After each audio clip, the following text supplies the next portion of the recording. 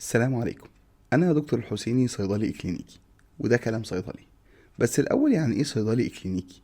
عشان نعرف ده محتاجين نرجع بالزمن شوية، أقصد شوية حلوين، من أول لما الإنسان بدأ يلاحظ تصرفات الحيوانات في الطبيعة، وإزاي كانوا بيستخدموا الأعشاب والنباتات في العلاج. الملاحظات دي كانت أول خطوة إن احنا نفهم إزاي نستخدم النباتات في علاج الأمراض ونستخرج المواد الفعالة منها. لقينا الموضوع مش بس كده، لما اكتشفنا بردية إدوين سميث اللي بترجع لحوالي أكتر من 1600 سنة قبل الميلاد، واللي كان فيها تفاصيل دقيقة جدا عن العمليات الجراحية زي علاج الكسور والجروح. اللي بيميز البردية دي إن مش بس كانت بتتكلم عن تشخيص الإصابات، لأ كمان وضحت العلاج المستخدم زي الأعشاب أو الزيوت اللي كانوا بيستخدموها في الجروح. وضحت كمان الجرعات اللي لازم كل مريض ياخدها، وأكدت على قد إيه مهم نتابع المريض بعد العلاج عشان يتأكدوا إن العلاج كان فعلا فعال وإن الجروح فعلا بتخف. في القرن التسعتاشر حصلت نطة كبيرة في مجال الصيدلة. سنة 1804 الكيميائي الألماني فريدريك ستيرنر نجح في عزل المادة الفعالة من نبات الأفيون وسماها مورفين، على اسم إله الأحلام عند الإغريق، مورفيوس. المورفين بقى واحد من أهم المسكنات الطبية اللي ساعد في فهم تأثير الأدوية على الجسم، وكمان تحديد الجرعات المناسبة.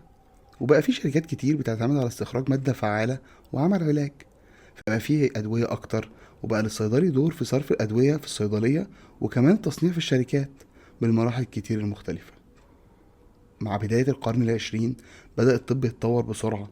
في السبعينات مثلا بدأ الصيادلة يشتغلوا بشكل واضح مع الأطباء والممرضين في المستشفيات عشان نشوف أفضل خطة علاجية لكل مريض، ويتابعوا تأثير الأدوية على جسمه على مدار فترة العلاج، ويتأكدوا إن المرضى نفسهم فاهمين طريقة استخدام الأدوية بشكل صحيح. فبقت الصيدلة الكلينيكية مجال متخصص بيهتم بتأثير الأدوية على المرضى بشكل فردي.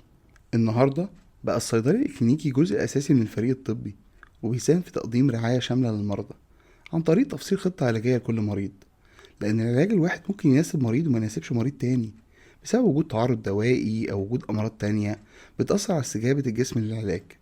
يعني الموضوع بدأ بنبات استخدمناه في العلاج، بعد كده استخرجنا المادة الفعالة بس المسؤولة عن العلاج، شركات بدأت تصنع، بقى في أدوية كتير، فبقينا بنتابع تأثير الأدوية دي على المريض.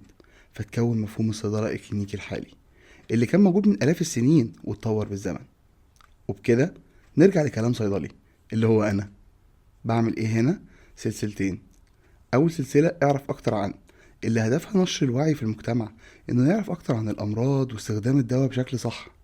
وتاني سلسلة نذاكر سوا، وفيها هنعرف ازاي نكون كلينيكال فارماسيست زي ما قال الكتاب، ازاي اعمل داتا كوليكشن وداتا اناليسيس عشان نطلع افضل خطة علاجية، وازاي بنتواصل مع الفريق الطبي بالشكل الصحيح عشان نضمن صحة وسلامة المريض وافضل علاج لكل مريض.